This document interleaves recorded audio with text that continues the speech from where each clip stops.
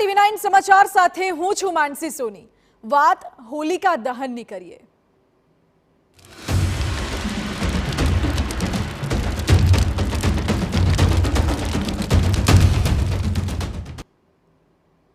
આજે હોલિકા દહનનો પાવન પર્વ છે।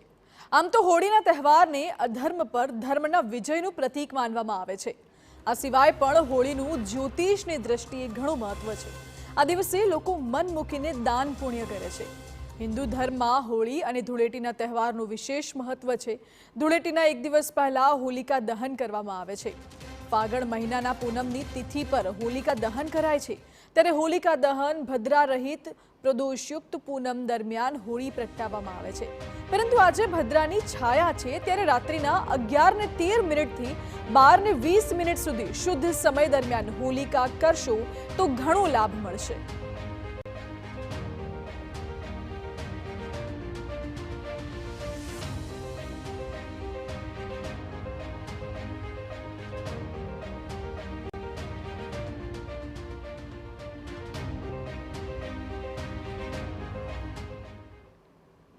હોલિકા દહનનો આજે પાવન પર્વ છે। મુહૂર્ત અલગ છે, પરંતુ લોકોમાં કેવો માહોલ છે, ક્યાં હોલિકા દહનની કેવી તૈયારી છે તે બતાવવાનો પ્રયત્ન કરીશું।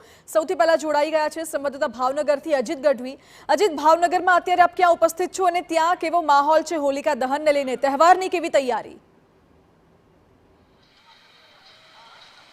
માનસી, વાત કરવામાં આવે તો ભાવનગર શહેરની અંદર હોળી ધૂળેટીના તહેવારને લઈને ભારે લોકોમાં ઉત્સુકતા છે। મહોત્સવને લઈને અત્યારે અમે ઊભા છીએ આતાભાઈ ચોકમાં। આપ જોઈ શકો છો કે આતાભાઈ મિત્ર મંડળ આયોજિત અને કેસરી મિત્ર મંડળ દ્વારા આયોજિત આ એક બહુ મોટી હોલિકા દહન થોડીક વાર પછી એટલે કે 7:45 શરૂ થવાનું છે। પરંતુ ભાવનગર શહેરની જો વાત કરવામાં આવે માનસી, તો ભાવનગર શહેરમાં લગભગ આશરે 350 જેટલી સ્થળો છે, જુદા જુદા વિસ્તાર છે, સોસાયટીઓ છે, ત્યાં આ પ્રકારની હોલિકા દહનનો કાર્યક્રમ થાય છે। પરંતુ આજે જે આપ અત્યારે જે દ્રશ્યો નિહાળી રહ્યા છો તેની વિશેષતા એટલા માટે છે કે વૈદિક રીતે પહેલીવાર ભાવનગરના આતાભાઈ ચોકની અંદર આ વિસ્તારના લોકોને દર્શન થાય। ધર્મની રીતે પણ બહુ મહત્વનું છે। ભગવાન પ્રહલાદ અને ભગવાન નરસિંહને લઈને ઘણા બધા મહત્વનું છે। ત્યારે આજે વૈદિક એટલા માટે વૈદિક હોલિકા દહન થવાનું છે, તેની પાછળના પણ ઘણા કારણો છે। ત્યારે અમારી સાથે જે આયોજક છે એને જ આપણે પૂછીશું કે આ વૈદિક હોલિકા દહન શા માટે, ખાસ કરીને આ શા માટે આયોજન કરવામાં આવ્યું છે અને આ વૈદિક હોલિકા દહનનો હેતુ શું છે? ધર્મો રક્ષતિ રક્ષતિના એક અગમ્ય વિચારથી અને ગૌ સંસ્કૃતિ અને ગૌ માતાને કેન્દ્ર સ્થાને રાખીને આ કાર્યક્રમનું વૈદિક હોળીનું અમે સૌએ આયોજન કર્યું છે। અને વિસ્તારના જે નાગરિકો છે એ નાગરિકોને અન્ય સ્થાન સુધી દૂર સુધી જવું ન પડે તેવા હેતુથી તેમને પોતાની પૂજા જે છે તે સ્થાનિક સ્તર પર જ થાય અને એમાં પણ એવી સામગ્રીઓ કે જે વાતાવરણને હાનિ ન પહોંચાડે તેવા ઉમદા હેતુથી આ કાર્યક્રમ અમે ભાવનગરમાં યોજ્યો છે। વૈદિક જે હોલિકા દહન થયું છે તેમાં ઓક્સિજનની માત્રા વધે, ખાસ કરીને એવું પણ જાણવા મળ્યું છે કે વાયરસ અત્યારે રોગ જે ઘણું બધું ઇન્ફેક્શન છે તેને લીધે લોકોને પણ સમસ્યા છે, એનું પણ નિરાકરણ આ વૈદિક હોળીની અંદર એના ધુવાડામાંથી છે। તો શું છે, કઈ સામગ્રી વાપરવામાં આવે છે આની અંદર? વૈદિક હોળીની અંદર આપણે મુખ્યત્વે કહેવાય ને જે પુષ્ટિકારક સામગ્રીઓ છે, સ્વાસ્થ્યવર્ધક છે, ઔષધિઓ છે, એની અંદર એલચી છે, જાવંત્રી છે, વિવિધ ઔષધિઓના માધ્યમથી મિક્સ કરેલી એક સામગ્રીઓ છે, જેનાથી આની અંદર આપણે સાથે ગાયના ઘીના માધ્યમથી આપણે હોમવાથી એની અંદર ખૂબ જ ઊંચા પ્રમાણમાં શુદ્ધ વાયુનો પ્રભાવ થાય છે।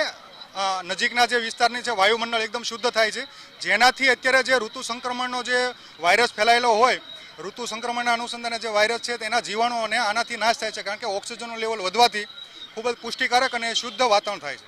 આપણે આ વિચાર ક્યાંથી આવ્યો કે હોળી તો બધી જગ્યાએ દહન થતી હોય છે, આ તહેવારને લઈને લોકોને પણ મહત્વ હોય છે, ત્યારે આ પ્રકારની વૈદિક હોળી કરીને વાતાવરણ શુદ્ધ કરવું, લોકોને સ્વાસ્થ્યની રીતે ફાયદો થાય, આ વિચાર ક્યાંથી?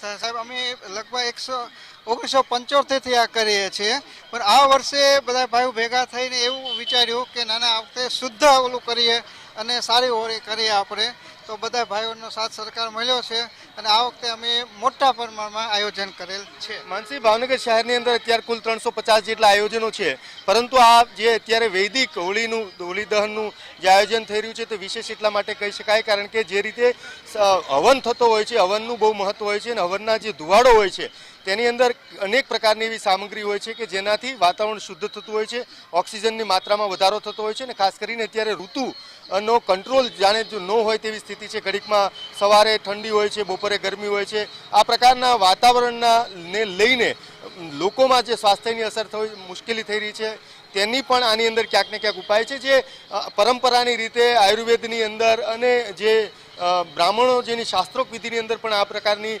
ઉલ્લેખો છે તેના આધારે આ ભવ્ય આયોજન કરવામાં આવ્યું છે.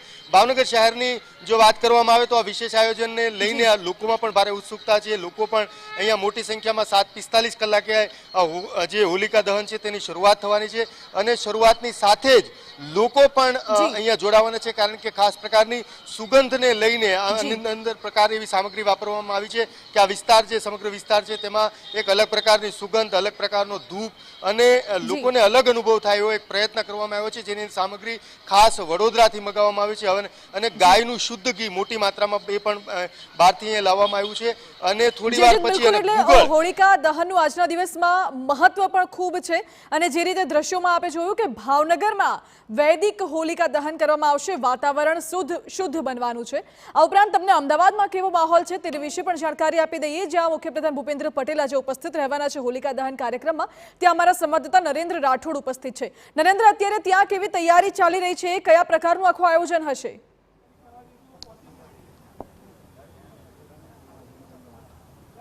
હજી હોળીનું ખૂબ વિશેષ મહત્વ રહ્યું છે અને આજે અમદાવાદની વાત કરવામાં આવે તો અમદાવાદની લગભગ 600 કરતાં પણ વધારે સોસાયટીઓમાં સામૂહિક હોળી દહનના કાર્યક્રમો રાખવામાં આવ્યા છે. એ પૈકી અમદાવાદના થલતેજ વિસ્તારમાં મુખ્યમંત્રી ભૂપેન્દ્રભાઈ પટેલ અહીંયા થોડી વારમાં પહોંચવાના છે અને ત્યાં હોળી માટેની તમામ તૈયારીઓ થઈ ચૂકી છે, પૂજાની તૈયારીઓ થઈ ચૂકી છે અને એ તમામ જે વિધિઓ છે શાસ્ત્રો મુજબ એ તમામ વિધિઓ અહીંયા કરવામાં આવતી હોય છે. આપ જોઈ રહ્યા છો કે કેવી રીતના અમદાવાદ મહાનગરપાલિકા દ્વારા જ વિશેષ જે છાણ જે ઢોર પકડવામાં આવ્યા છે એના છાણમાંથી કેટલાક સ્ટીક જે છાણની હોય છે તૈયાર કરવામાં આવી છે અને એ પણ અહીંયા લગાવવામાં આવી છે.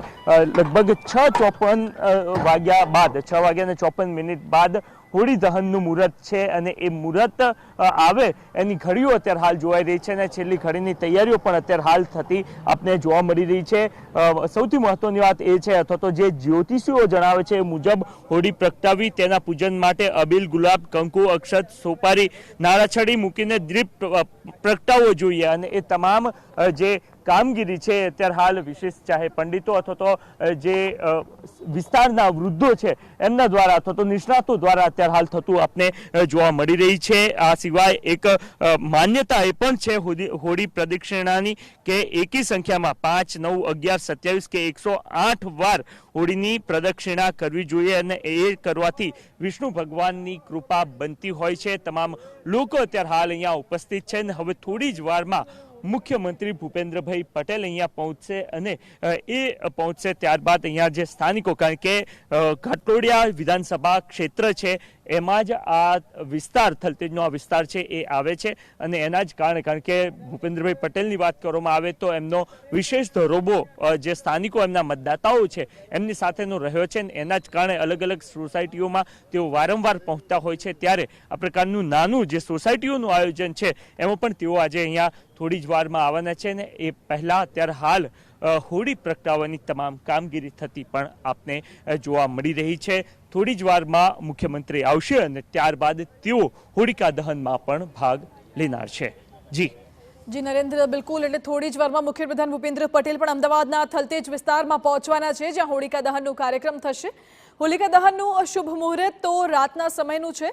ભદ્રા પૂંછમાં પણ હોલિકા દહનનું મુહૂર્ત અમે આપને બતાવી રહ્યા છે. સાંજે 6:40 થી 7:50 દરમિયાન હોલિકા દહન કરી શકાશે. ભદ્રા રહિત પ્રદોષયુક્ત પૂનમે કરાય છે હોલિકા દહન.